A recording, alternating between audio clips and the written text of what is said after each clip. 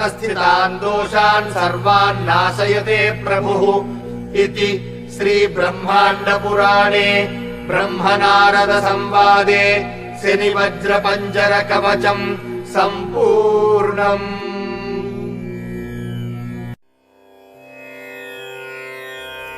ॐ शनैश्चराय नमः। ॐ शान्ताय नमः।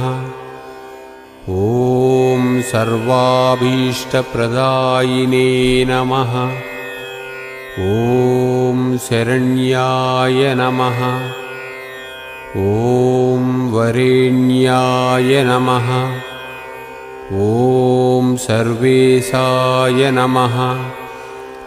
ॐ सौम्याय नमः।